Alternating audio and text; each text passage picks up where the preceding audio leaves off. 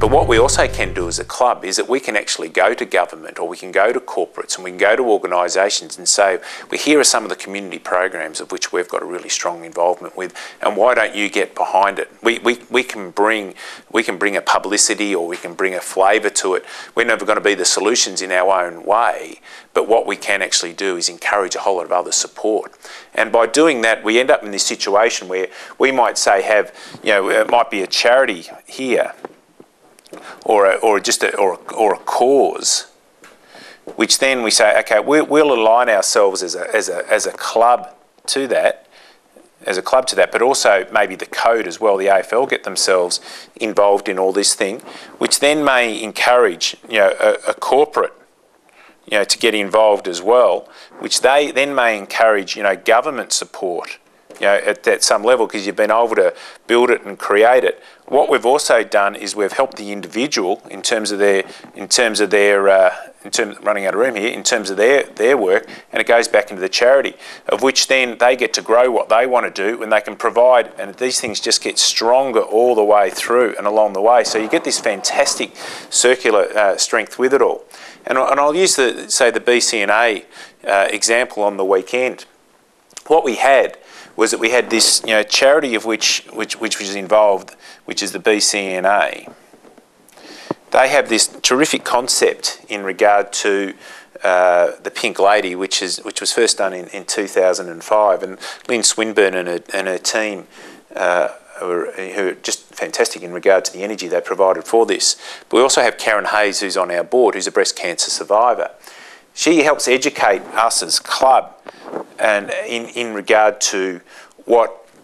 the challenges that they actually face. We then put pressure on the code as part of all of this to say this thing needs to be done and done well, and so therefore why don't we do it on the Friday of the Mother's Day weekend? And as a club, we get the benefit from it indirectly, in that we got to play a Friday night game, which at this stage of our development we mightn't have otherwise have got. But we then take very seriously what that does, and we really get behind even the broadcast itself to make sure they get the maximum value from it all, which then in turn encouraged corporate sponsors, because the event is going to get Friday night coverage, and it's going to get the support of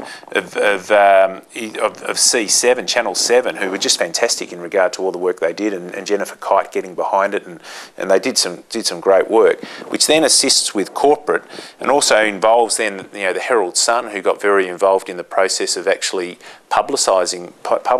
the whole thing. It then gives them a meaningful dialogue with government at a whole lot of levels about the work and the funding and all these sorts of things which are required for it. It gives them great cut-through and credibility in regard to that. And in fact, we had one of the launches for the whole evening at Government House. So you get that fantastic support. The individuals who get involved in it all, and in this case 14,000 women and men who got involved in the process, many of whom it gives them the opportunity of expressing, and at the moment where they were asked, where Lynn Swinburne asked the women to put both hands in the air if they were breast cancer survivors, and it seemed like everyone did. It was just an amazingly emotional thing for people to be involved with. But also our players, and James McDonald and a number of our players got really involved in all this thing and felt personally very tied to it all. And what happens in the end is the charity itself benefits from it, and then creates another storyline for this thing to continue over a whole period of time.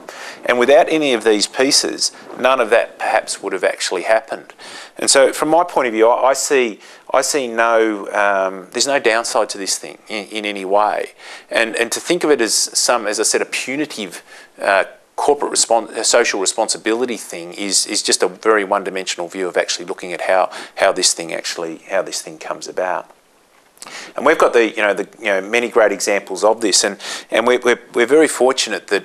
the person who understands this circular nature of how it all comes together is our president, Jim Steins, and his own charity Reach, who do this better than everyone. But perhaps it's taken a little bit of time for the government to really get on board, but we sense that that's now starting to change a little bit for them. And it was really, I think Jim was the first person who I came across as a player who understood straight away that, he could do well in life, he could do well in business, and I'm sure he has done all of those things. But really his means by which he can actually express himself best is through community, and he found his best relationship, without putting words in his mouth, was the way that he could actually communicate with youth. And it wasn't necessarily youth who were all off the rails from the bad side of town, or it was basically youth who were trying to find their own voice as they developed and as they evolved. And he also had enough understanding to realise that as he got older, that youth needed to talk to youth, and so his program at Reach enables people to young people talking to young people, and his direct involvement becomes a little bit less as he gets older, but he's still very much, he's very much the spirit behind it all, and he's just as we know, a remarkable person. But even in the case of his own challenge that he's facing at the moment, for him to be able to relate to what the work of the Breast Cancer Network Australia and as they're doing, having been more than prepared to actually personalise the challenge, when a lot of the time someone suffering as he's suffering would want to walk away and almost become exclusive of it. But for him to walk around the boundary in front of the ladies as they prepared to come on the ground on the weekend and got this standing ovation was just he gets great spirit from that, as well as obviously the people who are there just get very encouraged by his own the way he's facing his own challenge. So I'm a huge believer in this notion of community and what it actually does, and I think it does go to the integrity of the organisation, but I also think it does in the end also assist at a performance level as well. And some people might say that that's a bit tenuous in regard to it all, but I'm a great believer in it all. One of the last things the thing I'd like to finish up with is that I think there's also a means by which we can challenge ourselves personally at this level, and by asking yourself simply the question is what part of community do you really relate to? How are you prepared to personalise your own involvement in the community? And I'm sure that we've all had personal experiences at different times where we say, no, that's something that I'd like to get really involved with. And in my case, I've had a long time involvement with the Asthma Foundation. I'm asthmatic and had the usual things that young kids do when they're coming up through the system, and I was president of the Asthma Foundation in WA, and for that period that was a really important means by which I realised that because of my role I had and the fact that